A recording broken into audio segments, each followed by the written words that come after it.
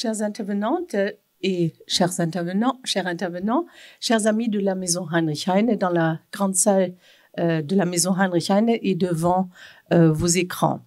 Je suis heureuse de vous accueillir ce soir à la Maison Heinrich Heine pour un débat consacré à la diplomatie féministe. Cette thématique est d'une grande actualité et ceci non seulement dans la perspective de la Journée internationale des droits de la femme du 8 mars de chaque année. Le concept de diplomatie féministe, je pense c'est un peu faible, avait été lancé en 2014 par le gouvernement social-démocrate suédois et la ministre des Affaires étrangères de l'époque, Madame Margot Wallström, qui, par ailleurs, est venue faire une conférence pour expliquer ce nouveau concept de cette diplomatie féministe à la cité universitaire, et j'ai eu l'occasion de l'écouter.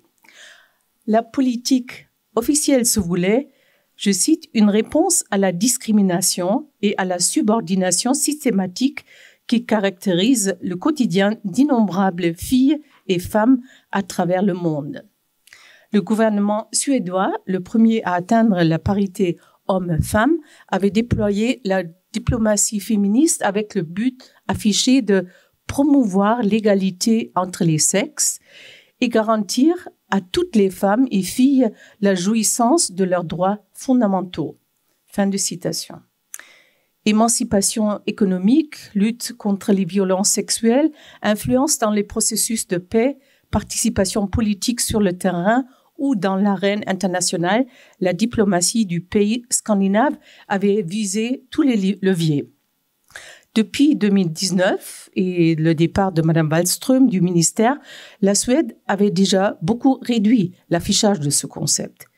Le nouveau gouvernement suédois de droite a annoncé mardi 18 octobre 2022 mettre un terme à la diplomatie féministe, jugeant l'étiquette contre-productive.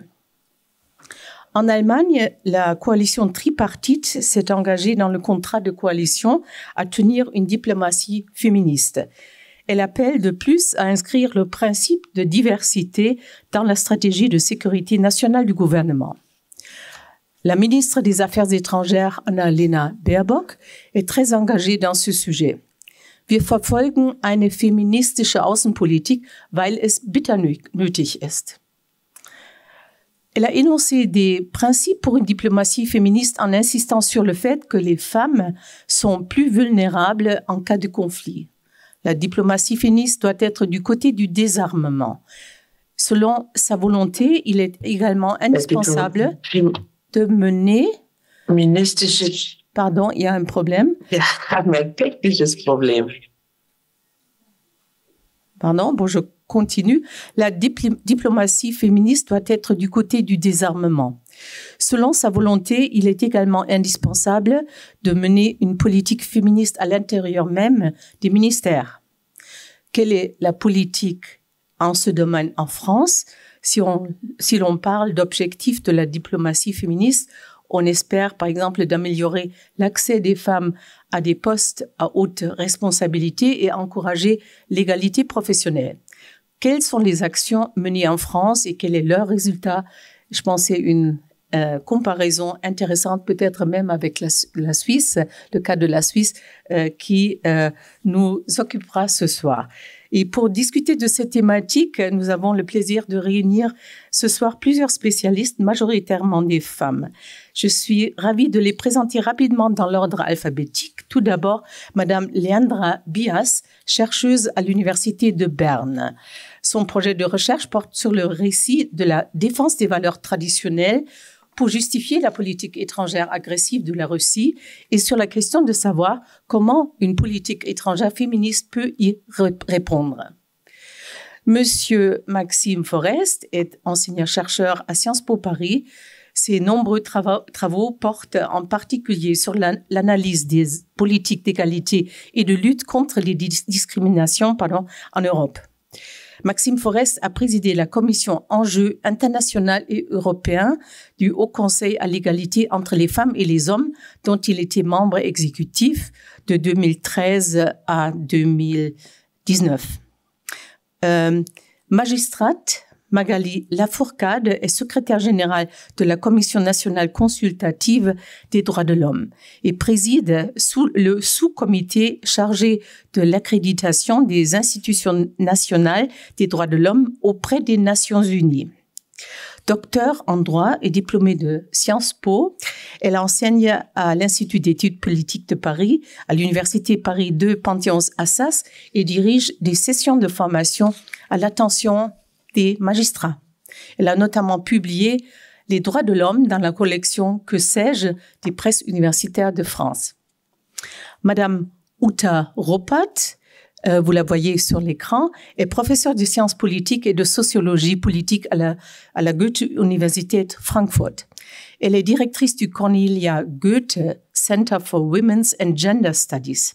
Ses travaux portent sur les questions des mouvements féministes transnationaux, de politique du genre dans les processus de développement et de transition, ainsi que de perspectives féministes appliquées à la théorie du développement.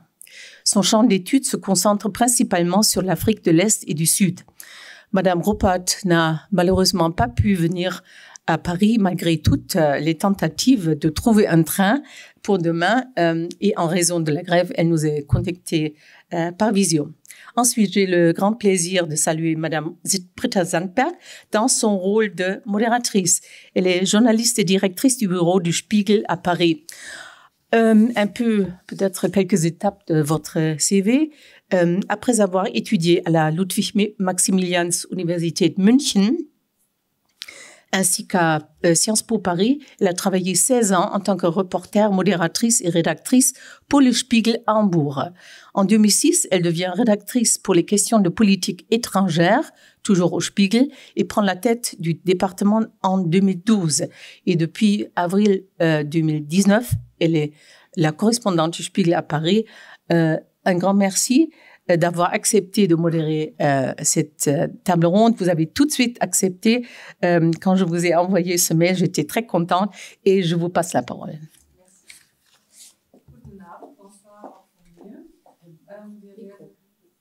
Wir werden diese Diskussion halb Deutsch, halb Französisch führen und ich hoffe, dass die technischen Probleme sich bis dahin dann irgendwie gelöst haben.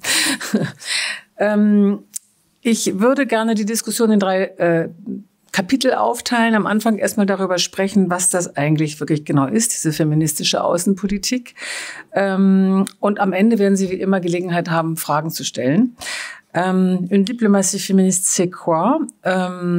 Ich glaube, wir müssen erstmal diesen Begriff klären, der viel belächelt und oft nicht ernst genommen wird. Die FDP hat angeblich gesagt, sie fände diesen Begriff so schrecklich, dass sie darauf bestanden hat, ihn nur auf Englisch in den Koalitionsvertrag mit aufzunehmen.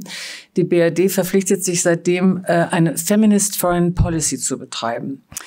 Leandra Biers, Sie forschen in der Schweiz zu dem Thema, was verbirgt sich denn? Also wie kann man erklären, was sich hinter feministischer Außenpolitik verbirgt, außer natürlich, dass sie Frauen fördern und auf Frauen Rücksicht nehmen soll. Es gibt dieses in Deutschland immer viel zitierte Prinzip der 3 R, um das klar zu machen. Gut, ich fange mal auf Deutsch an, vielleicht wechsle ich irgendwann mal dann auf Französisch.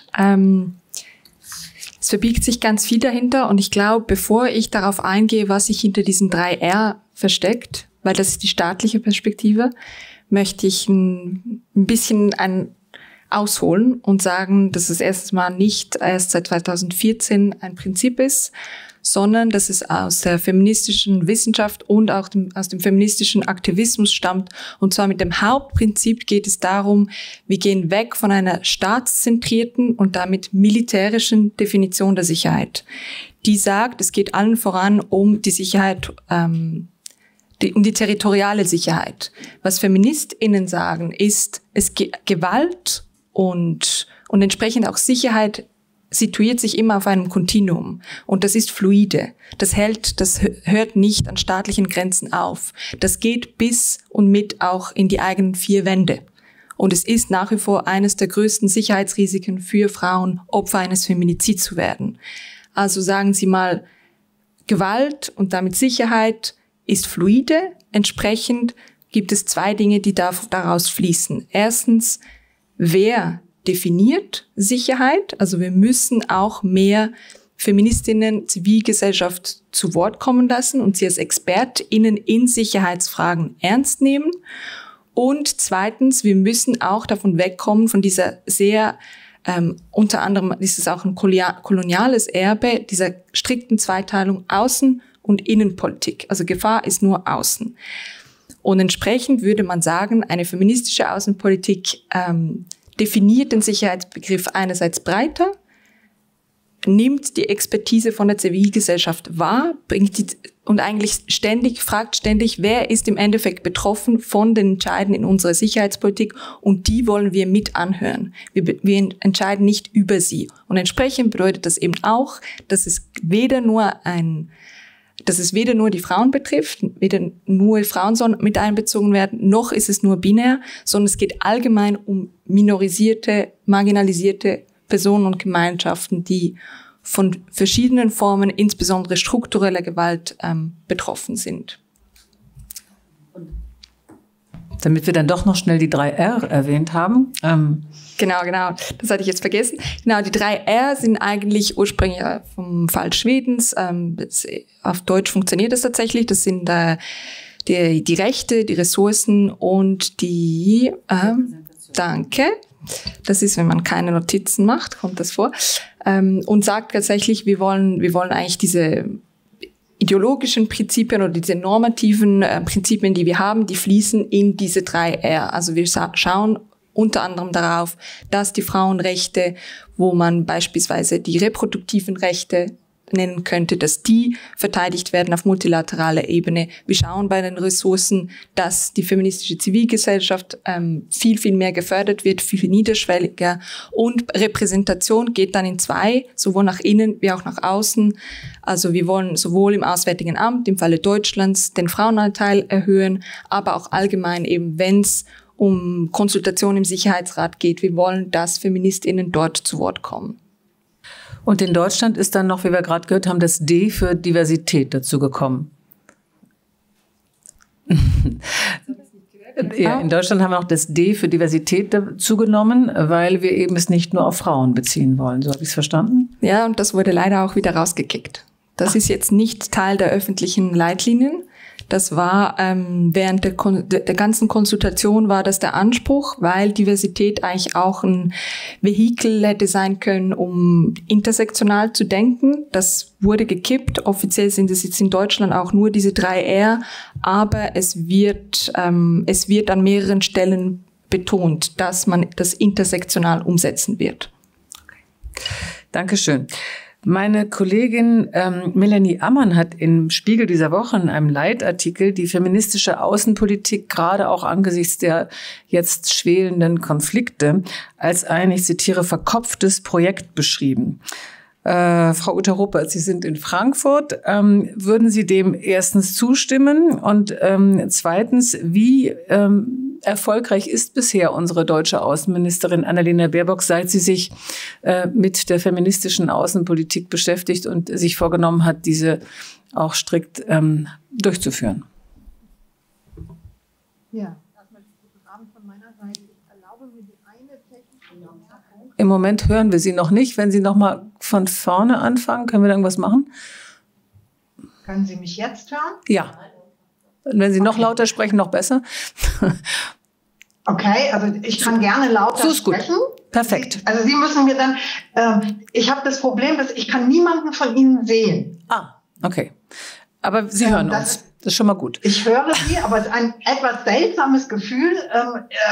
Ich sehe mein eigenes kleines Kachelbild und ansonsten den schwarzen Bildschirm, in dem in der Mitte das Logo Maison Heinrich Heine prangt. Nur damit Sie ein bisschen einschätzen können, in welcher Situation ich spreche. Also, ich fange jetzt aber gerne an. Die Frage der Kopfgeburt und wie jetzt habe ich sie. Wunderbar, das ist toll, Gesichter zu haben zu den Stimmen, die ich höre. Dankeschön. Also eine Kopfgeburt, finde ich, ist das gar nicht. Ich glaube, dass die feministische Außenpolitik, ich würde allem zustimmen, was Frau Bias gesagt hat und würde es aber sogar noch weiter fassen. Ich würde sagen, feministische Außenpolitik, die bezieht sich ja nicht nur auf die Sicherheitspolitik, die bezieht sich genauso, das machen ja auch die Leitlinien sehr deutlich, auf die Handelspolitik, auf die humanitäre Hilfe, auf die Kulturpolitik. Also der Anspruch des Außenministeriums ist natürlich zu sagen, das trifft auf alle Bereiche der deutschen Außenpolitik zu und sollte zum Querschnittsthema für die gesamte Außenpolitik werden. Wenn ich die feministische Außenpolitik in einem Satz zusammenfassen würde, dann würde ich sagen, das, was sie eigentlich für sich beansprucht, ist Außenpolitik konsequent nach einer inklusiven Menschenrechtsnorm auszurichten. Hätten wir die, eine Menschenrechtsnorm, die sagt, die ist wirklich gültig und die gilt für Frauen genauso wie für Männer, genauso wie für alle anderen Geschlechter und die inkludiert irgendwie alle Gruppen dieser Gesellschaft und sagt, Menschenrechte sehr ernst und strikt genommen, das ist unsere Norm, dann sind wir meiner Ansicht nach eigentlich da, wo feministische Außenpolitik hin will. Insofern glaube ich nicht, dass das eine Kopfgeburt ist, aber ich kann verstehen, was dahinter steht, zu sagen, das ist natürlich gerade und ausgerechnet für die Außenpolitik ein extremes Spannungsverhältnis, was hier beschrieben wird, zwischen Außenpolitik als ein Bereich, in dem Realpolitik vom härtesten betrieben wird, nämlich in terms of Sicherheit, Handelspolitik und so weiter, also die harten Interessenspolitiken, die wir international vertreten, das ist das, was dieses Ministerium repräsentiert.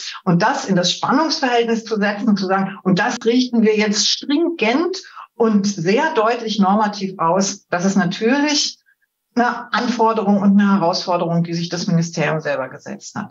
Erfolgreich ist es insofern bisher, glaube ich, in dem Sinne gewesen, als es nicht nur Frau Baerbock, sondern den beiden Ministerinnen zusammen. Das Entwicklungsministerium hat ja zeitgleich seine ebenfalls feministischen Leitlinien veröffentlicht und kommentiert. Als es den beiden, glaube ich, wirklich sehr gut gelungen ist, medial mit großer Aufmerksamkeit zu erzeugen. Das hatten wir so seit vielen Jahren nicht mehr in der Bundesrepublik, dass also die Frage von feministischen Normen so deutlich in der Diskussion gestanden hat. Das hat Annalena Baerbock jetzt eigentlich auch mit Beginn des Krieges relativ konsequent gemacht, dass sie immer wieder Punkte gesetzt hat. Darauf kommen wir aber vielleicht auch nachher nochmal zu sprechen. Auch diese Praxis, die ist meiner Ansicht nach permanent geprägt von dieser Spannung zwischen auf der einen Seite knallharte Interessen und wenig normativ geleitete Politik zu machen, die in schwierigen Situationen harte Politiken gegeneinander abwägt und sozusagen den feministischen Einsprengseln, die immer wieder aber die Norm aufrufen und sagen, es wird natürlich höchste Zeit, dass wir die Normen unserer internationalen Politik auf so eine Art und Weise inklusiv denken, wie es die feministische Außenpolitik beansprucht. Da werden wir nachher noch am Beispiel auch des Ukraine-Kriegs darüber diskutieren. Erstmal vielen Dank. Magali Lafourcade, vous êtes, je le rappelle, secrétaire générale de la Commission nationale consultative des droits de l'homme. J'aimerais avec vous regarder un peu la situation en France. La France aussi a dit que elle se positionne parmi les pays qui veulent avoir une diplomatie féministe. Alors, si vous deviez dire quelque chose sur le succès ou non de cette politique jusqu'à maintenant, quel serait votre premier bilan ? Alors, mon premier bilan, ce serait déjà de regretter qu'il n'y a pas de définition en France de les contours qu'on met derrière ces mots. Un autre premier bilan, ce serait de dire que c'est une très bonne chose quand même d'afficher une diplomatie féministe parce que ça s'intègre dans un contexte où il y a de nombreux États, y compris dans l'Union européenne, qui affichent une régression, notamment autour des droits sexuels et reproductifs. Donc le fait d'afficher ça a un effet un peu latéral de contagion vers une certaine exemplarité. Donc c'est déjà un très bon objectif politique. Il faut déjà un certain courage politique pour le porter. Il n'y a pas tant d'États qui le portent. Tout à l'heure, on a parlé du retour en arrière de la Suède, mais on a le Canada, on a le Mexique, on a la France, l'Allemagne. Donc, il y a une poignée, finalement, d'États qui peuvent avoir un effet d'entraînement Et ça ne peut être que positif. Un autre point de vue, ce serait qu'il faut l'incarner. Et le problème d'une diplomatie féministe, c'est que si c'est que de la de la communication, ça ne sert pas à grand-chose, et ça peut même nuire, puisqu'en fait, après, on peut se dire que ça a été un échec. Voilà. Dans l'incarnation, justement, je voudrais rebondir sur ce qu'a dit la précédente intervenante, là-haut. C'est que je trouve qu'il est important de voir que le genre, ce n'est pas juste l'inclusion. Il y a un effet transformatif du genre. C'est-à-dire que quand on met des politiques d'émancipation des femmes, d'égalité femmes-hommes au cœur de tous les champs de la politique extérieure d'un pays, c'est-à-dire pas que la diplomatie, la sécurité, mais aussi l'aide publique au développement, mais aussi le ministère, la représentation extérieure d'un État, dans toutes ces dimensions, on peut espérer plusieurs choses. D'abord, un meilleur développement économique, puisque c'est vrai dans les entreprises comme pour les États. Quand vous propulsez les meilleurs talents aux meilleurs postes dans des politiques qui sont assumées parce qu'elles sont à l'écoute des besoins des personnes, on a de meilleures chances d'avoir un bon fonctionnement. Donc, vous pouvez garantir comme ça un meilleur fonctionnement du développement économique d'un pays. Ensuite, quand vous assurez une participation la plus paritaire possible, vous assurez aussi une meilleure compréhension des enjeux d'une société. Vous êtes au plus près de ce qui est important pour les citoyens. Et donc, vous pouvez avoir une démocratie finalement plus efficace et plus heureuse, si je peux me permettre d'entrer sur le terrain des émotions. Et pour rejoindre donc ce qu'a dit l'intervenante précédente, vous êtes plus proche de ce que les Nations Unies appellent l'approche fondée sur les droits de l'homme. Pardon, je suis pas assez dans le micro. L'approche fondée sur les droits de l'homme, qui est cette approche, qui est un cadre conceptuel, mais aussi une méthode de participation des personnes concernées aux décisions et aux politiques publiques qui les concernent, et donc vous faites du bien à la société. Et donc quand vous êtes dans cette approche-là, vous pouvez bénéficier, donc par cette entrée par le genre, vous pouvez bénéficier à tous les étages de la société, et finalement avoir un pays qui va mieux sur le plan économique, politique, sociétal, etc., qui est bien plus ouvert. Et donc c'est là où je trouve que la diplomatie féministe telle que j'aimerais que la France la porte, elle devrait aussi être incarnée par tout ce mouvement-là transformatif dans toutes les enceintes, donc bilatérales, régionales. Peut-être qu'on reparlera du Conseil de l'Europe, de la Convention d'Istanbul. Moi, j'aimerais beaucoup qu'on en parle, et aussi multilatérales, donc avec les enceintes notamment en particulier des Nations Unies. Et elle n'a de sens que si elle est portée par des États qui, au niveau interne, se soucient de ce qu'on appelle l'impératif de cohérence interne-externe. Et peut-être qu'on nous en reparlerons aussi, parce que ça me tient énormément à cœur. On en parlera tout à fait. J'aimerais tout d'abord parler d'un pas, d'une étape que tout le monde considère comme décisive concernant les droits de femmes. C'était la résolution 1325 de l'ONU qui a été votée en 2000 par le Conseil de la sécurité de l'ONU à New York, et dans lequel vous étiez aussi très impliqués, je crois. Qui appelle donc à la protection des droits de femmes, de les impliquer dans les négociations de la paix, et qui dénonce les violences sexuelles comme arme de guerre. Quel rôle, Maxime Forest, joue ces résolutions ? Vous avez dit que elle reconnaissait pour la première fois le caractère genré des conflits armés. Qu'est-ce que cela veut dire ? Peut-être, avant d'en venir à ce point-là, de souligner que c'est cette première résolution qui est le début d'une longue série de résolutions, avec une deuxième qui intervient, qui est la 1820, qui intervient 8 ans plus tard, en 2008 donc, et 8 autres qui vont venir par la suite entre 2009 et 2019, en quelque sorte appuyer le cadre de mise en œuvre des deux premières. C'est souvent le cas avec les résolutions onusiennes, et aussi essayer de combler un certain nombre de gaps, un certain nombre de vides qui avaient été laissés par ces deux résolutions inaugurales. Toute cette série de résolutions, elle vient pas de nulle part. Alors, elle vient évidemment de la mobilisation de militantes, d'alliés au sein des institutions onusiennes et au niveau national, mais elle marque aussi l'empreinte de l'approche transversale de l'égalité, le gender mainstreaming, tel qu'il a été mis en œuvre au niveau global à partir de la conférence de Beijing en 1995. Donc 5 ans après, le gender mainstreaming en quelque sorte fait son lit, prend ses aises également dans le domaine des relations internationales et c'est en ça que cette première résolution est très importante. En fait, les deux premières ensemble, la 1325, la 1820, reconnaissent effectivement le caractère genré des conflits. Alors d'abord, elles reconnaissent une évidence, qui est que les guerres sont souvent essentiellement menées par des hommes et qu'elles causent tout particulièrement les guerres modernes, les guerres du XXe siècle, mais aussi du début du XXIe, une disproportion de victimes également parmi les femmes et parmi les filles aussi.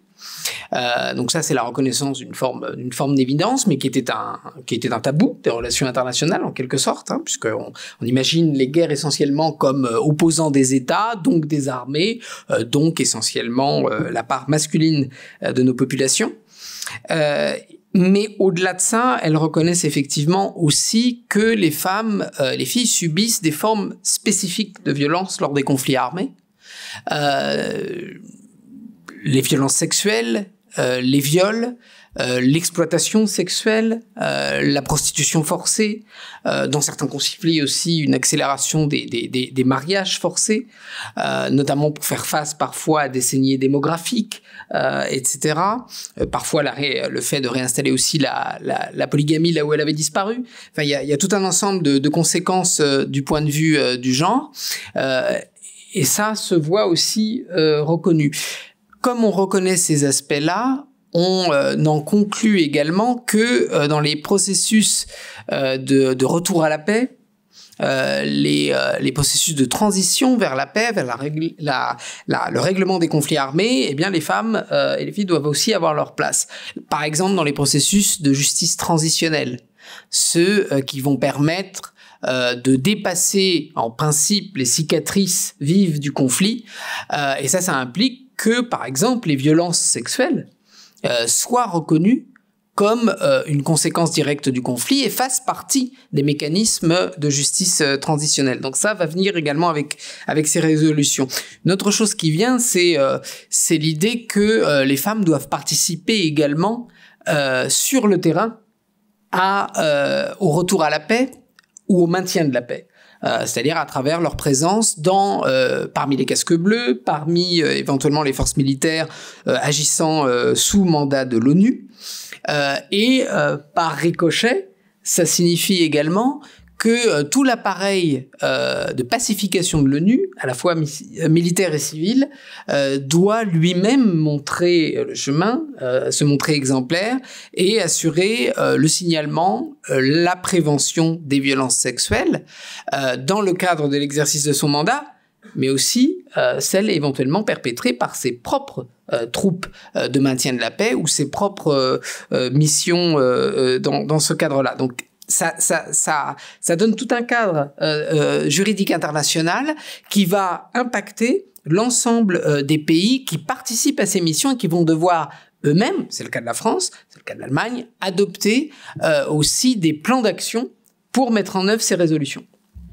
Et donc, 2000, il y a déjà un certain temps, est-ce qu'on peut dire que si la représentation des femmes lors des négociations de la paix ou de coordonner des choses sur le terrain, est-ce qu'il y a des exemples? Est-ce que ça a marché? Est-ce qu'il y a des exemples déjà très positifs? Est-ce que les femmes sont aussi dans les organismes qui sont responsables de ces négociations et de ce genre de processus assez représentées maintenant? On peut dire que le bilan général, au-delà de la reconnaissance juridique et des fondements que ça donne, par exemple, pour poursuivre un certain nombre de types de crimes de guerre, voire de crimes contre l'humanité, le bilan, il est plus que mitigé. Il est globalement, de mon point de vue, négatif. Parce que les femmes restent très peu représentées dans les commissions qui statuent sur les processus de justice transitionnelle. Les violences dont elles font l'objet continuent d'être minorées et de faire l'objet d'un traitement à demi, en quelque sorte. Ce qu'on observe également, c'est que cette dimension, elle tient souvent une place très faible, d'une manière générale, dans les mécanismes de résolution des conflits armés. On a quelques exemples, quelques précédents. Par exemple, toutes les négociations de paix avec les forces armées révolutionnaires en Colombie, avec les FARC, qui ont été menées à Cuba pendant plusieurs années et qui ont été les premières, d'une part, à ménager une place importante aux femmes parmi les délégations. Donc ça, c'était un point important, mais aussi à prévoir tout un ensemble de mécanismes pour le traitement différencié des violences sexistes, de la réintégration des guérilleras, puisqu'il y a les femmes représentaient une part importante des FARC en Colombie. Mais ce qu'on a observé, c'est un backlash au final, puisque c'est ce point-là qui a été un point de fixation pour toutes les forces conservatrices, notamment du côté de l'Église catholique, avec le soutien du Vatican, lors du référendum qui devait ratifier ces accords de paix. Le référendum, comme vous le savez, a échoué et une majorité de votants en Colombie a voté contre la ratification de ces accords de paix au nom de l'intégration du genre qui avait été instrumentalisée par les forces conservatrices comme le loup dans la bergerie, l'accès aux droits LGBT, etc., etc. Et in fine, cet accord de paix a été validé, expurgé d'un certain nombre de ses aspects par le Parlement 1 an et demi après le référendum. J'aimerais, on reste dans le sujet, mais j'aimerais parler avec vous de ce conflit qu'on a maintenant aux portes de l'Europe, de la guerre en Ukraine. Puisque là, on voit aussi quelque chose qui a beaucoup à voir avec ce que vous appelez toujours du genre, puisque les discours de Poutine étaient très marqués par ça. Donc j'aimerais poser la question à vous tous. Quel rôle joue le genre dans ce conflit? Leandra? Si vous me permettez, je vais vite réagir à l'intervention tout à l'heure. Oui, parce que tout est lié aussi, mais et je suis tout à fait d'accord que c'est très mitigé et la Colombie est en partie un cas de succès, mais on a en même temps l'Afghanistan qui nous montre que en fait toute l'agenda femmes paix sécurité a été complètement oublié dans ces négociations menées avant tout on appellerait ça des processus de paix populistes menés par Trump. Il y a toutes les militantes féministes qui ont insisté que ça fait partie de l'agenda d'inclure des militantes afghanes et qui ont complètement été exclues. Donc et on voit les conséquences maintenant. Et l'avant-histoire de ça, c'est que la résolution 1325 a été adoptée d'ailleurs avec unanimité, ce qui n'est pas toujours le cas, en 2000. Mais ce qui arrive après, c'est 9/11. Donc toute la guerre contre la terreur qui aussi fait qu'en fait l'agenda a été vraiment aussi disons perverti dans une certaine façon et on voit aussi avec l'intervention en Afghanistan l'instrumentalisation des droits des femmes dans cette guerre. Enfin, donc tout ça pour dire que l'agenda, elle joue aussi un rôle en Ukraine parce que l'Ukraine en fait, ça a été le premier pays qui a adopté un plan national d'action de l'agenda femmes paix et sécurité pendant un conflit armé parce que rappelons-nous, ce conflit il date 2014 et pas de l'an dernier. Et pourtant, c'est fascinant que après février l'an dernier, en fait, et ça, c'est pas un reproche à l'Ukraine même, parce que l'Ukraine même, elle a été très focalisée sur son plan d'action. Elle a rappelé à plusieurs reprises, mais de nos gouvernements. Nos gouvernements, ils ont très très vite oublié qu'il existe cet agenda qui les oblige en fait à faire en sorte que les femmes soient prises en considération pendant les différentes consultations, que ce soit l'aide humanitaire ou l'aide militaire et enfin donc voilà tout ça pour dire que moi je lis ça avec notre débat de ce soir de diplomatie féministe slogan en réalité pour dire que ça pour moi ça montre aussi qu'il y a ce danger que ça reste justement parfois aussi du beau langage qui a de la valeur en soi bien sûr. Mais quel rôle, à part ça c'était la question, joue le genre dans ce conflit? C'est-à-dire qu'on a un narratif forcément dans les guerres très masculin, très, très, très brut. Et à quoi comment ça joue? Oui, bien sûr. Pardon, je reviens maintenant à la vraie question et qui est en fait dans le régime autoritaire russe, le genre, il est absolument central. On peut effectivement dire que ce qu'on appelle l'antiféminisme fait partie stratégique et inhérente de la diplomatie russe. Et on voit ça parce que, et ça aussi déjà depuis 2014, voire même plus tôt, en fait, le régime a déclaré, disons, un conflit culturel avec l'Occident où la notion de la défense de ces dites valeurs traditionnelles russes et notamment aussi, et ça c'est un euphémisme, la défense de la famille nucléaire est centrale. Et ça, c'est devenu carrément un synonyme à l'expansion de l'OTAN. Donc ça va aussi loin que le 24 février l'an dernier, quand Poutine a essayé de justifier l'absolument injustifiable, il a dédié plusieurs paragraphes à ce narratif que, en fait, on fait ça au nom d'une prévention de la si dite idéologie du genre qui est épandue, qui est partout en l'Occident, qui fait en sorte que si elle devait arriver en Russie, en fait, toute la nation implode. Et en fait, on se fait détruire par ça. Et l'Ukraine, par ce narratif, ne devient qu'un pion de l'Occident qui a déjà été perverti. Et donc, on arrive à un moment où, en fait, on mène une guerre d'agression au nom de la prévention, parce que c'est une défense des valeurs qui, en fond, sont patriarcales. Donc, c'est central de cette guerre. Maxime Forest, vous êtes d'accord avec cette interprétation ? Oui, totalement. Et puis, je dirais que c'est quelque chose qui... en fait, si on regarde l'analyse du conflit depuis un an, on a de brillants géopolitologues qui s'échinent à trouver les raisons de ce conflit. Alors les versions initiales issues des théories réalistes, qui sont souvent très irréalistes en réalité, c'est que la Russie avait déclenché ce conflit parce que l'OTAN était arrivée trop près de ses frontières. Au vu du résultat en termes d'expansion de l'OTAN, on peut dire que c'est réussi. Donc c'est vraisemblablement pas le sujet. On est revenu aussi au milieu des années 90 à ce qu'aurait été un moment inaugural d'humiliation de la puissance russe au sortir de l'Union soviétique par un Occident triomphant. Moi, j'ai conservé dans mes archives de l'époque, j'étais jeune, des titres de presse qui parlaient bien d'une humiliation en 1994, celle de l'Occident, qui avait donné bien trop de garanties de sécurité à la Russie. C'était ça, le discours de l'époque, et qui est davantage proche de la réalité.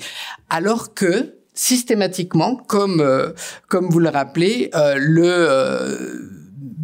Vladimir Poutine a dit pourquoi il agressait la Russie.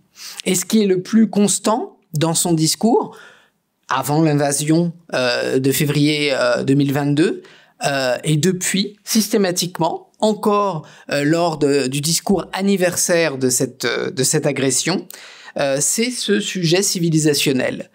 Nous sommes effectivement dans assurer la défense par des anticorps sains de la Russie traditionnelle, totalement fantasmée, parce qu'il suffit de regarder la société russe telle qu'elle fonctionne en matière de tradition, on fait mieux. C'est une société très décomposée du point de vue des familles, et ce depuis la période soviétique, qui connaît des niveaux très élevés de violence de genre, sans commune mesure avec ce qu'on peut connaître en Europe occidentale. On parle selon les estimations, entre 8 000 et 14 000 femmes victimes de féminicides par an pour une population de 143 millions d'habitants.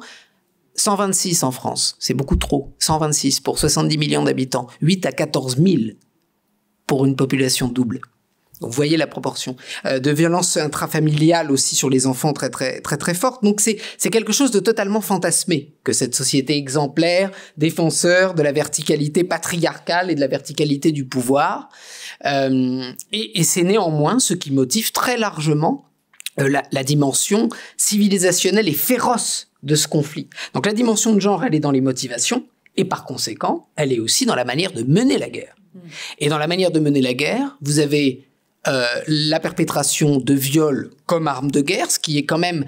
alors, des viols dans les guerres, il y en a toujours, mais le viol comme arme de guerre, c'est bien spécifique. Magali pourra aussi le souligner. Ça répond à un certain nombre de critères, à certaines intentions, à une coordination, à une planification, et c'est quand même en général le propre des conflits interethniques, des conflits à tendance génocidaire, et c'est quelque chose qui montre qu'on est dans quelque chose de ce type, du point de vue de l'intention génocidaire, dans le cadre de l'agression de l'Ukraine. Donc vous avez cette dimension. En Ukraine, on a beaucoup de cas prouvés déjà de viol des femmes. Enfin, le viol qui est utilisé comme arme, comme dans toutes ces guerres. Non, tout à fait, ça commence à être documenté. On a encore que la face mergée malheureusement de l'iceberg. On peut dire aussi qu'on a un continuum de violences sexuelles beaucoup plus large que les seuls viols perpétrés contre les femmes ukrainiennes. Vous avez d'autres formes d'humiliation sexuelle perpétrées contre les hommes, contre les jeunes garçons, par les forces d'agression russes, qui montrent qu'on est dans un phénomène plus large. Faut pas oublier aussi dans la dimension de genre de ce conflit des particularités historiques. La proportion des femmes et des filles parmi les réfugiés. On a le plus grand mouvement de personnes déplacées depuis la fin de la Seconde Guerre mondiale, plus de 8 millions de personnes, 85% de femmes et de filles. Cette proportion-là, elle est inédite dans l'histoire. Deuxième point important, la participation des femmes en tant que membres des forces armées ukrainiennes. Nous avions avant cette phase du conflit des forces armées qui étaient parmi les 3 plus féminisées au monde, les forces armées ukrainiennes. Ce taux de féminisation a un peu diminué avec l'afflux de volontaires. Il a tendance à remonter à mesure que le conflit avance, notamment parce que beaucoup de femmes ukrainiennes perçoivent leur devoir non seulement de défendre leur patrie, mais de se défendre en tant que femmes, vu les motivations du conflit. Frau Ruppert, was kann feministische Außenpolitik in einer solchen Kriegssituation ausrichten? Annalena Baerbock hat ja sehr viel früher als der Bundeskanzler Olaf Scholz zum Beispiel Waffen und Panzerlieferungen für die Ukraine gefordert. Steht auch wäre also die zweite Frage, im Einklang mit einer feministischen Diplomatie oder müsste die sich eigentlich zuerst dem Pazifismus verpflichtet sehen? Ich würde gerne, wenn Sie erlauben, einen halben Schritt zurückgehen und noch mal ein bisschen Bezug nehmen auf das, was meine beiden VorrednerInnen gesagt haben. Ich stimme allem zu, was Sie gesagt haben. Ich glaube, kein Autoritarismus kommt ohne Antigenderismus aus. Keine konservative und reaktionäre Politik kommt ohne bestimmte Geschlechterbilder aus. Kein Krieg kommt ohne Vergeschlechtlichungen aus. Und deshalb ist für mich der Punkt zu sagen, ich würde so ein bisschen warnen davor, zu sagen, dieser Krieg ist sozusagen der spezifisch vergeschlechtlichste, den wir kennen oder den wir bisher gesehen haben. Und davor warnen sozusagen, also uns selber in so eine Sichtweise hineinzubegeben, die sagt, unter den Gräueltaten in der Ukraine vergessen wir die vergeschlechtlichte und die geschlechtlich gewalttätige Seite, zum Beispiel von Abu Ghraib oder auch von Guantanamo. Ja, also sozusagen die Geschichten der sexualisierten Gewalt, die Geschichten der sexualisierten Demütigung und auch die Geschichte der Funktionalisierung bestimmter Geschlechterbilder für den Krieg, die ist dem Krieg, würde ich sagen, als solchem eingeschrieben. Und das funktioniert auch, wenn Demokratien Kriege führen. Das mag Abstufungen haben, aber ich glaube, es gehört eher sozusagen zu den Gesetzmäßigkeiten des Krieges. Deshalb habe ich auch, ich habe so ein bisschen eine grundlegendere Perspektive auf diese Frage, wie soll denn feministische Außenpolitik im Krieg funktionieren? Ich würde darauf erstmal gar nicht mit einer Antwort kommen, die sagt, die hat diese 3 Regeln zu befolgen, sondern zu sagen, im Krieg zeigt sich das, was ich vorhin angedeutet habe, nämlich, dass feministische Außenpolitik natürlich in einer bestimmten paradoxen Spannung steht. Wie Sie anmoderiert haben jetzt gerade, der Krieg ist die Situation, in der sozusagen der Patriarchalismus der Gesellschaft auf eine bestimmte Spitze getrieben wird. Und wir werden sehen, das wird uns die Geschichte zeigen, ob der Genderplan sozusagen der Ukraine dazu beiträgt, dass in der Ukraine hoffentlich das Ausmaß der gesellschaftlichen Gewalt, was durch Kriegsführung normalerweise ansteigt. Wir wissen, genau darüber haben wir schon gesprochen. Gewalt ist ein Kontinuum. Und in der Situation von Kriegen, was in den Gesellschaften passiert, ist, dass innergesellschaftlich das Maß an geschlechtlicher Gewalt, das Maß an sexualisierter Gewalt ansteigt, weil Männer, die Krieg führen, brutalisiert werden, weil Geschlechterverhältnisse in Kriegssituationen innergesellschaftlich auf eine andere Art und Weise aufgerufen und moderiert werden. Also der Krieg macht immer was mit den Verhältnissen der Geschlechter und ich glaube, Krieg kommt ohne diese dualistischen Zuspitzungen, die immer auch eine vergeschlechtlichte Seite haben, kaum aus. Ich glaube, ohne sozusagen in die Muster der Polarisierung zwischen Freund und Feind. Wie wollen wir denn den Feind bekämpfen, erschießen, töten, wenn wir ihn nicht irgendwie als das andere auf der anderen Seite wahrnehmen? Ja, ohne diese Form der Zuspitzung kommen Kriegssituationen nicht aus. Und in diesen Zuspitzungen entsteht, glaube ich, grundsätzlich erstmal nichts Gutes für Gleichheit und Geschlechterverhältnisse, sondern die geraten enorm unter Druck. Und das ist die geraten gesamtgesellschaftlich unter Druck. Egal, ob Frauen in den Armeen kämpfen oder nicht. Das ist das, was wir zum Beispiel haarklein gesehen haben an der wissenschaftlichen Aufarbeitung auch beispielsweise des Krieges im ehemaligen Jugoslawien. Ja, zu sehen, wie sich die Verhältnisse jeweils innergesellschaftlich verändern und auf eine vergeschlechtlichte Art und Weise wirklich unter ungute Spannung geraten. Darauf zu antworten mit feministischer Außenpolitik ist, also das ist, glaube ich, eine Aufgabe, die so nicht zu beantworten ist, sondern das, was wir sehen, ist feministische Außenpolitik, wenn sie ihren eigenen Anspruch ernst nimmt. Die ist im Kern, das sagen auch alle Dossiers, die es jetzt von allen möglichen Richtungen im Vorfeld der Veröffentlichung der Richtlinie gegeben hat, die ist im Kern eigentlich eine Friedenspolitik, die präventiv im Vorfeld von Kriegen ansetzen muss und die wir nicht sozusagen dann zur Hilfe rufen können oder müssen und sagen, jetzt regel das, was wirklich an Destruktion und Zerstörung eigentlich schon längst angefangen hat. Die zweite Perspektive, die hinzukommen muss, glaube ich, an der Stelle, ist die zu sagen, das, was in der Kriegssituation dann zu geschehen hat oder zu geschehen hätte, meiner Ansicht nach, ist, also Friedensbemühungen für die Zeit danach, Friedensbemühungen für im Sinne von Anti-Gewaltpolitiken überall da, wo sie möglich sind, für die Zeit des Krieges an sich, Friedensbemühungen für in der Form beispielsweise der Unterstützung von Kulturpolitiken, von Formen von Gesellschaftspolitiken, die dafür stärkend sind. All das sind Ansätze, die ich glaube, die jetzt auch nicht einfach nur zur feministischen Außenpolitik gehören, aber die feministische Reaktionen im Sinne dessen, was die KollegInnen vorhin gesagt haben, im Sinne sozusagen der Geschichte der feministischen internationalen Politik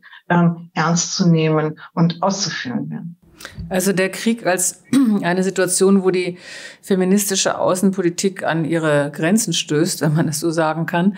La guerre comme une situation où la diplomatie féministe ou la politique extérieure féministe atteint ses limites. Vous êtes d'accord avec ce constat, Magali? Alors, je pense que il faut quand même remettre un peu en perspective par rapport au contexte dans lequel nous évoluons. D'abord, nous sommes face à une période où il y a un mouvement extrêmement développé sur le plan idéologique, très bien financé, très bien organisé, de masculinistes qui veulent revenir sur un certain nombre d'acquis ou de marches en avant qui allaient un petit peu de soi. Et donc, on voit ce contexte-là. Bien sûr, donc la guerre en Ukraine, c'est un moment paroxystique. On est sur l'extrême, voilà. Et donc, on peut pas juste se dire, par exemple, sur le viol comme arme de guerre, que les viols, il y en a toujours eu, qu'il y a des violences, que la guerre, ça exacerbe toutes les violences et que donc il y a aussi... Non, comme l'a dit Maxime Forest tout à l'heure, on est dans quelque chose qui est une stratégie stratégie délibérée, et l'Ukraine est aussi très intéressante par rapport à d'autres guerres que on arrive à documenter assez bien en temps réel. Il y a énormément de journalistes, d'ailleurs beaucoup de femmes journalistes extrêmement courageuses qui sont déployées sur les théâtres de guerre et qui renseignent de manière très solide, robuste, ce qui se passe. Donc, on aura peut-être des mises en accusation devant la Cour pénale internationale. On aura certainement de quoi affirmer qu'il y a eu un certain nombre de crimes de guerre, un certain nombre de crimes contre l'humanité. Et donc, on est déjà dans la question de la lutte contre l'impunité, qui est un des axes très forts de la diplomatie française. Donc, on peut voir que cette guerre qui nous est si proche, en fait, sur laquelle l'analyse est assez féconde, malgré la proximité temporelle, nous apporte énormément de choses et se situe dans un contexte quand même qui est très inquiétant de recul des droits des femmes. Et donc, finalement, Poutine, il a raison dans le sens où, j'aurais jamais pensé que je dirais ça un jour, que c'est un marqueur civilisationnel que d'être ouvert sur le genre, une société qui est ouverte sur le genre, sur la diversité, sur les minorités sexuelles, est une société qui est avancée dans un côté libéral de chacun fait ce qu'il veut de son corps et de ses choix, loin des assignations, et qui est une société éminemment ouverte.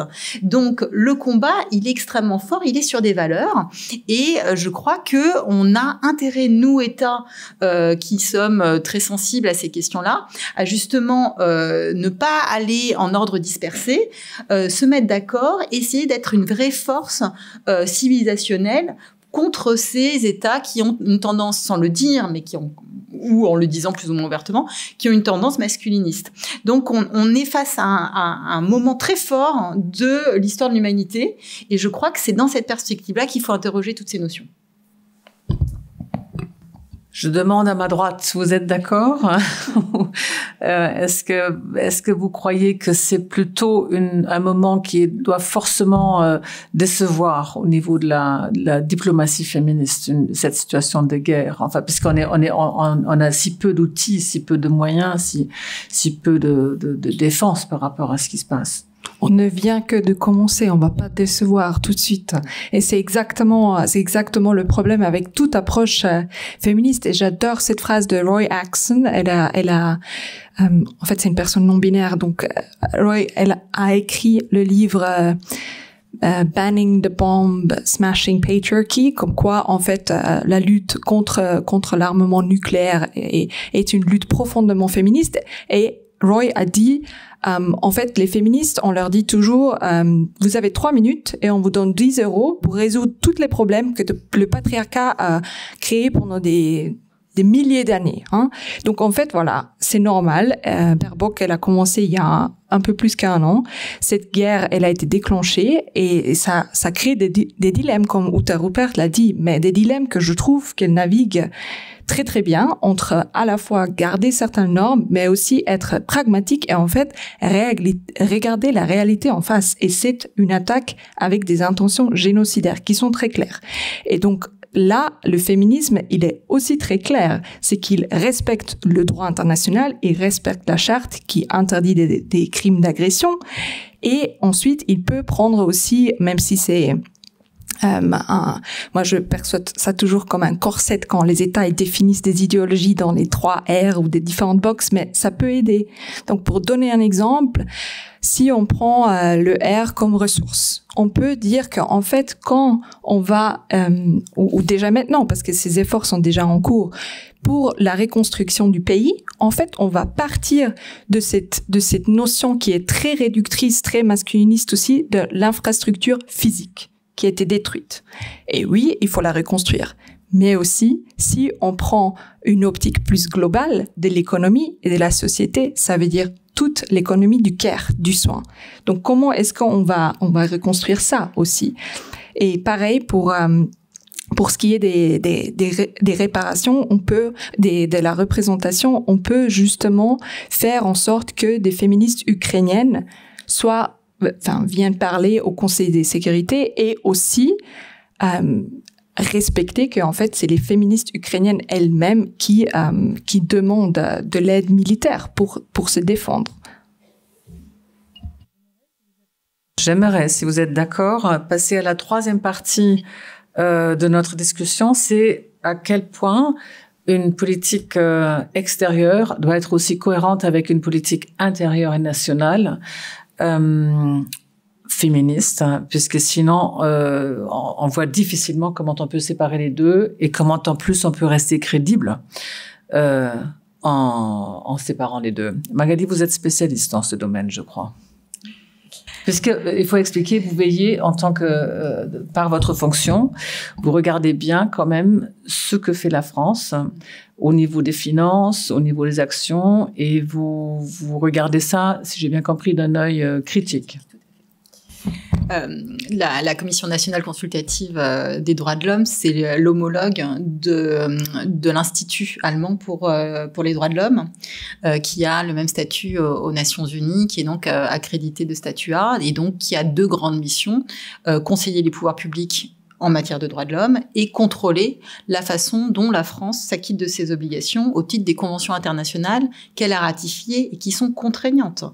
Et donc à ce titre, nous on a un regard particulièrement critique sur cette approche où donc on est très content qu'il y ait une diplomatie féministe, c'est mieux ça que le contraire, mais derrière il faut que il y ait des actes aussi au niveau national. La France en septembre 2022 avec l'Allemagne et d'autres pays affinitaires a été à l'origine d'une résolution très importante portée à l'Assemblée générale des Nations Unies sur les rescapés des violences de genre, qui fait un appel aux États du monde pour mieux prendre en charge les victimes et qu'il y ait un traitement judiciaire à la hauteur de la violence qu'elles ont subie. Et quand je lis ça avec mon regard de magistrate spécialiste de droit pénal, j'ai eu à traiter de très nombreux dossiers de violences sexuelles, enfin de viols. Je suis assez effarée. En France, on a un traitement judiciaire des violences sexuelles qui est absolument sans commune mesure avec ce qu'on pourrait attendre d'un État qui lutte contre l'impunité. Il faut le dire clairement. Surtout que tous les magistrats qui ont fait du droit pénal, qui ont de la pratique pénale, vous le diront. Ce qui compte, c'est pas l'exemplarité de la peine, c'est quand vous commettez une infraction, d'être sûr d'être pris, d'être sûr d'être condamné, d'être sanctionné. Et c'est ça qui fait reculer un phénomène infractionnel. C'est pas le fait de risquer une peine très lourde. Et en France, on a moins de 1%, c'est 0,6%. Selon les enquêtes de victimation, c'est-à-dire les enquêtes de victimation, vous demandez aux victimes si elles ont été victimes de violences sexuelles, et c'est donc 0,6% qui donne lieu en fin de course à une condamnation. Donc, on a un vrai problème. Alors, si on prend les chiffres du ministère de la Justice, c'est 14,6%, c'est-à-dire des gens qui ont déposé plainte et qui, derrière, obtiennent une condamnation. Ça veut dire un niveau d'échec énorme. Alors, on peut imaginer que c'est parce qu'il y aurait 90% de menteuses, mais quand on voit la violence... Pardon, je vais trop vite. On peut imaginer qu'il y ait 90% de menteuses parmi les plaignantes, mais quand on sait à quel point une procédure pénale est violente pour les victimes, il faut s'interroger. D'autant que on est même face à un phénomène presque discriminatoire dans le traitement judiciaire des violences sexuelles, puisqu'on fait peser quasiment exclusivement sur les épaules de la victime la recherche de la preuve. Donc, c'est la victime qu'il faut donc examiner son corps. Il faudra examiner sa crédibilité, voir si elle n'aurait pas eu des comportements déplacés, qu'elle aurait bu de l'alcool, voire même porté un jean, puisque pendant longtemps, le jean était un facteur d'absolution, puisqu'il fallait forcément avoir de l'aide pour pouvoir enlever son jean. Donc, on a cette violence déjà dans la procédure. Alors que dans tout le reste des autres infractions où il n'y a pas d'aveu, on ne cherche pas l'aveu normalement dans une belle enquête pénale. Quand il n'y a pas d'aveu, eh bien, on cherche d'abord la preuve du côté de l'auteur. On fera son environnement numérique, on cherchera ses ex-copines, etc. Mais s'agissant du mœurs, on a une attitude particulière, un traitement qui, moi, je trouve être clairement discriminatoire. Et donc, face à ça, on a quand même un refus des juridictions de traiter correctement tous ces cohortes de femmes qui déposent plainte et qui sont classées sans suite. Il y a aussi des hommes, bien sûr. Et donc, quand on a l'État français qui va promouvoir pour les autres en donnant une certaine morale d'action qu'il faut traiter les violences sexuelles et que derrière, il n'y a pas de condamnation en France ou tellement peu, on a un problème d'incohérence interne-externe et ça fait énormément de mal à un discours moralisateur vis-à-vis des autres États. Donc le danger, c'est que ça reste ce que vous avez appelé tout à l'heure de la communication. Donc la juridiction, c'est une partie. Maxime, je crois que vous avez fait une étude comparative aussi. Vous avez comparé plusieurs pays. La représentation des femmes dans les parlements, dans les ambassades, dans les ministères est aussi un autre critère. Alors, brièvement, puisque je veux quand même laisser place aux questions du public, quelle est la situation, ou quelle note est-ce qu'on pourrait donner à la France quand on regarde spécialement cette représentation? Alors moi, je me garde bien de noter en général les pays, quels qu'ils soient, les inscrire sur une échelle trop fermée. Je préfère penser en termes dynamiques, voir quelles sont un peu les tendances. Moi, j'ai étudié davantage que la cohérence entre la dimension interne des politiques d'égalité et la dimension externe à travers la revendication de la diplomatie féministe ou des politiques étrangères féministes, plutôt les conditions d'émergence dans les différents pays qui s'en réclament, mais ça nous dit un peu finalement la même chose. Vous avez des pays qui sont plus ou moins équipés et qui s'équipent plus ou moins pour répondre à cet impératif de politique étrangère féministe. Un pays comme le Canada, par exemple, est relativement peu outillé pour mettre en œuvre son discours fort sur cet enjeu-là. La France, je dirais, fait plutôt partie, parmi les pays qui s'en sont revendiqués, après la Suède, qui n'en fait plus partie, de ceux qui ont essayé de se donner des moyens dans leur politique d'aide au développement, la manière dont ils financent des projets, dans la formation de leur personnel diplomatique. Alors l'acculturation est lente, mais elle commence à se faire et elle est le reflet, comme vous l'avez dit, aussi de la féminisation progressive du corps diplomatique. Alors qu'il y a encore une grande marge de progression en France, mais où on voit ces dernières années une politique volontariste de nomination de femmes sur des grands postes diplomatiques. De même que dans un parlement, il vous faut une masse critique. Qu'on constitue en général entre 33 et 40% de représentation du sexe qui était sous-représenté pour que vous voyiez les pratiques changer. Mais en la matière, les pratiques, elles changent aussi parce que la notion de politique étrangère, la diplomatie a considérablement évolué. Elle intègre des dimensions sociétales, climatiques également, la lutte contre le changement climatique ayant aussi une forte dimension de genre, et c'est ça qui fait évoluer. Donc moi, j'ai observé des dynamiques positives, notamment en France. On le voit aujourd'hui également en Allemagne. On le voit également, comme on l'a pas évoqué jusqu'à présent, en Espagne, qui se revendique pas du concept de diplomatie féministe, mais qui fait partie des pays moteurs en la matière. Qui a demandé cette semaine 40% de représentation des femmes dans les entreprises, je crois, à partir de 250 ou 300 employés, plus au gouvernement cabinet. Oui. Bon, j'aimerais bien, c'est à vous, j'aimerais bien ouvrir la discussion et avoir vos questions. Donc, il y a un micro dans la salle et il y a également, évidemment, la possibilité aussi de poser des questions par Zoom que je vais normalement devoir recevoir sur l'ordinateur. Donc, il y a une question là derrière. Monsieur Forest, avez-vous été engagé sur un théâtre d'opération? Il faudrait que vous preniez votre micro. Je l'ai. Il n'est peut-être pas branché. C'est bon? C'est bon? Vous m'entendez là? Avez-vous été engagé sur un théâtre d'opération? Et pouvez-vous nous expliquer, faire le narratif des 1000 et quelques 8 jours d'inaction de l'ONU et pourquoi en Yougoslavie et pourquoi tout d'un coup tout s'est déclenché? Si vous ignorez le sujet, nous reprenons les forces armées françaises sous mandat d'ONU protègent un pont. Ce pont est attaqué par des Serbes et nous avons 17 blessés, 3 morts et 5 personnes qui partiront hors statistique. Au 31e RIMA à Vannes, une enquête amène que que les militaires ont été violés. Nos militaires ont été violés sur le terrain. Vous prenez la République République démocratique du Congo, même procédure. La première année de l'école de guerre vous apprendrait que la guerre, c'est la diplomatie, c'est la suite de la diplomatie quand les mots ne suffisent plus.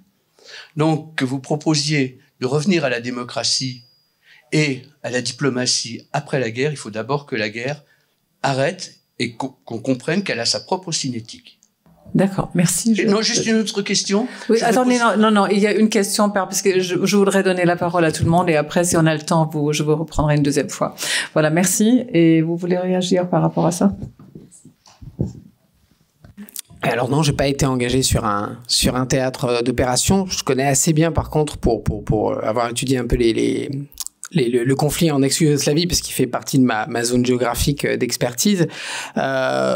Moi, je voudrais souligner quelque chose, parce que je pense qu'il y a un malentendu là. De mon point de vue, une approche sous l'angle du genre, qu'elle relève ou pas de la diplomatie féministe, c'est pas forcément une approche pacifiste. D'abord, au contraire, c'est quelque chose qui pour moi doit se confronter au réel. Le réel, c'est, comme vous l'avez évoqué à travers ces faits-là, le fait que les violences sexuelles, elles sont très présentes dans un grand nombre de conflits, mais tout particulièrement, et les deux cas que vous venez citer en relèvent, dans des conflits interethniques. Là, il y a des militaires français qui sont des victimes collatérales du type de violence sexuelle qui accompagne ce type de conflit. Et si vous n'avez pas justement une perspective de genre qui saisit ces particularités-là, eh ben ça reste dans le non-dit. Ça reste dans le dossier d'une enquête menée un jour et qui n'a mené à aucune, j'imagine, conséquence particulière. Donc c'est important d'adopter ces lunettes de genre pour comprendre des aspects immémoriaux de certains conflits, mais aussi les particularités d'un certain nombre de conflits modernes. Et la dimension de genre, si elle est présente dans tous les conflits, elle est différente dans les conflits coloniaux, menés par les empires occidentaux lors de leur phase d'expansion coloniale, dans les conflits de la décolonisation, dans le conflit colonial russe en Ukraine aujourd'hui, dans les conflits interethniques des Balkans ou la région des Grands Lacs. Et pour moi, c'est une clé de lecture qui peut notamment nourrir un regard féministe sur les conflits pour déjà mieux les comprendre. Merci. Il y avait une autre question ici au premier rang. Merci. Bonjour, Daoud Khan, Fédéral Europe. Merci pour vos interventions. Quand on parle de diplomatie féministe, est-ce qu'on ne court pas le risque de laisser penser qu'on peut résoudre tous les problèmes à travers cette approche-là?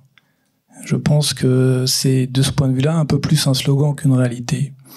Sur les droits des femmes, est-ce que vous ne pensez pas que pour assurer une meilleure représentation des femmes, il ne serait pas plus judicieux de renforcer leur formation, de les aider éventuellement, plutôt que de mettre des quotas qui sont de nature à jeter le doute sur la compétence, puisque le but, c'est quand même d'avoir les meilleurs. Et la troisième question,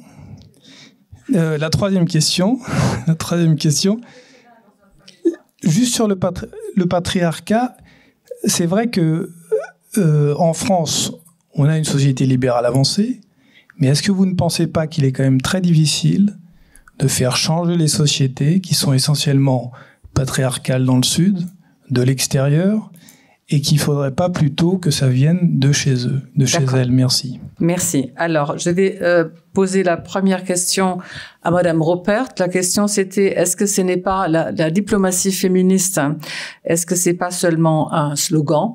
Est-ce que ça peut être plus? Est-ce que c'est vraiment est-ce que ça peut apporter des solutions? Et Magali Lafourcade voudrait bien répondre sur les quotas.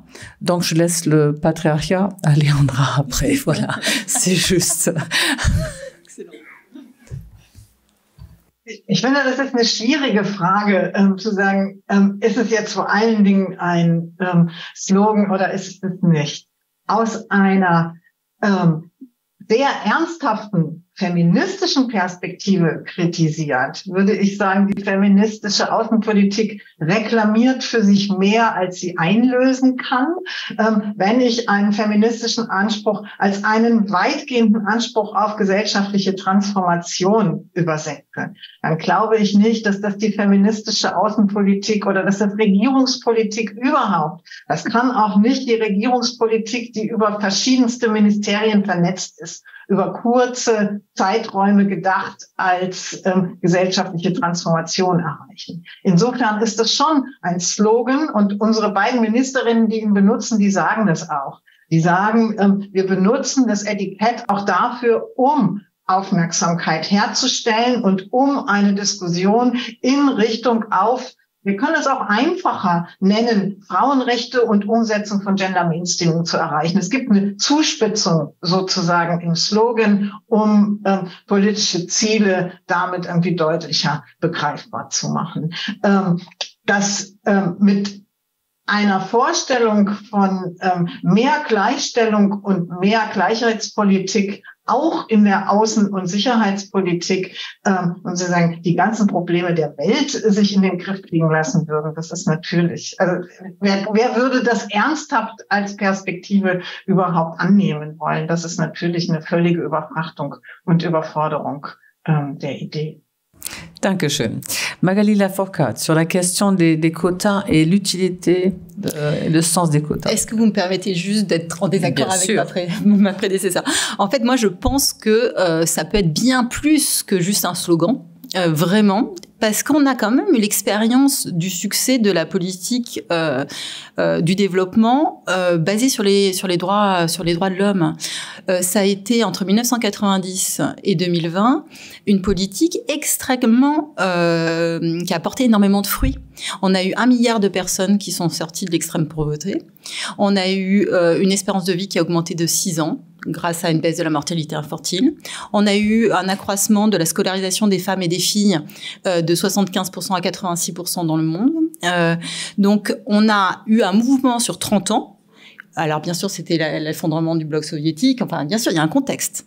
Mais on a vu que quand on avait une approche fondée sur les droits humains, du développement, il se passait avec plein de disparités locales, mais quelque chose de systémique.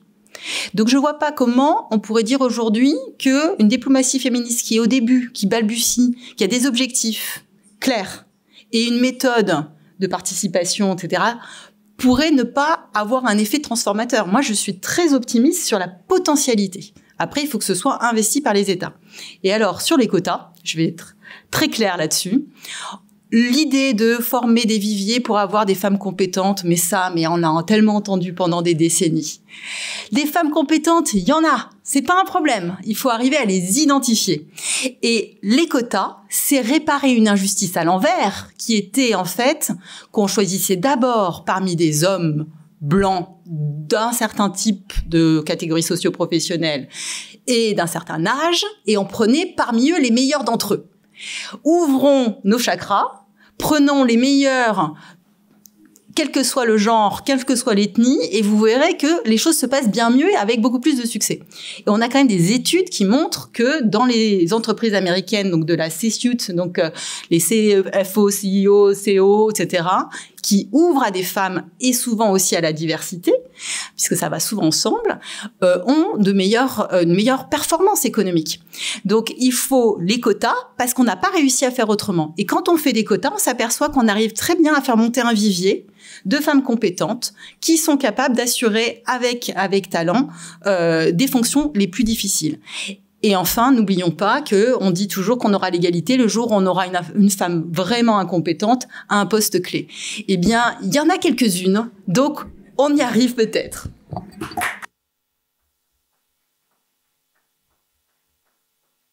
Léandra, le patriarcat. Ouais, mon sujet préféré. Donc, avec la question aussi, est-ce que ça devrait pas peut-être plutôt venir des sociétés elles-mêmes? Est-ce que c'est pas probablement une pratique coloniale? Il y a 2 problèmes. Un problème de fond et un problème de fait. De fond, il y a le soupçon que c'est des sociétés fondamentalement moins démocrates, plus patriarcales. Et donc, on fait par d'autres moyens exactement ce qu'il faudrait pas faire. Et aussi, il faut se douter parce que ce genre d'argument, si on regarde maintenant le cas de l'Allemagne, il vient aussi d'habitude des partis qui, dans toute autre question, ne sont pas, disons, ceux qui sont les plus anti-impérialistes et les plus pour l'égalité. Donc, dans le cas de l'Allemagne, c'est l'Alternative für Deutschland qui, tout d'un coup, elle s'engage pour les pays et les communautés marginalisées. Donc, il y a un problème de fond et ensuite de fait. Et de fait, c'est probablement encore plus important, et c'est que malheureusement aussi, nous apprenons pas l'histoire de l'égalité. C'est une histoire où en fait la charte même des Nations Unies, elle a été profondément écrite par des femmes du Sud global, hein. Et notamment, c'est l'article 2 qui dit tous les droits de tous les hommes et toutes les femmes, ce n'était pas prévu comme ça. Toutes les déléguées, et c'était la majorité, c'était plus que 95%, étaient des hommes. C'était prévu d'être écrit. Après la Deuxième Guerre mondiale, tous les hommes sont égaux, exclus les femmes. Qui est-ce qui a amené les femmes dans cette phrase? Ça, franchement, ça devrait être un savoir principal enseigné dans toute école. C'était 3 femmes, dont notamment Dr Berta Lutz, qui était brésilienne. Et les peu déléguées femmes du CIDID Global North, notamment des États-Unis et du Royaume-Uni, disaient que c'est peut-être un peu trop poussé. Donc franchement, cette revendication pour la dignité, elle existe partout et vous trouverez des mouvements féministes partout. Encore une fois, il suffit juste les chercher et les écouter. C'est presque des mots de la fin. S'il y a encore une question, on a encore le temps de une question. Donc, voilà. Ah, pardon, il y en avait? Où est-ce qu'il y en avait? Ah, pardon. Oui, alors... Vous étiez déjà d'accord et après, donc on va les poser l'une après l'autre et voir. Oui, je commence. Alors j'ai 2 exemples de diplomatie. Une des questions, vu le temps, des questions brèves, si vous voulez. Oui, diplomatie féministe. J'avais une amie qui était directrice d'un office de touristes dans une station littorale en France. Quand on l'a recrutée, on lui a dit « Si vous faites un enfant, on vous vire ». Ça n'a pas loupé. Elle a eu un enfant, elle a été virée. Ça n'arriverait plus aujourd'hui, je crois. Par ailleurs, j'ai une sœur qui était toubib dans un hôpital parisien. Et son titre, ce n'était pas directrice adjointe, mais adjointe au directeur.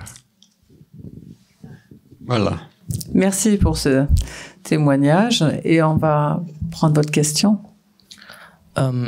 Vor dem Hintergrund, dass die Vereinigten Staaten auf ihrer Botschaft in Bagdad die Pride-Flagge gehisst haben im letzten Juni, was dann wiederum im Irak und auch im Iran dazu genutzt wurde, um queere Menschen als rein westlich, als westliches Phänomen darzustellen und zu stigmatisieren, begrenzt unsere westliche Sprecherposition, gerade in Staaten, die eine koloniale Vergangenheit haben,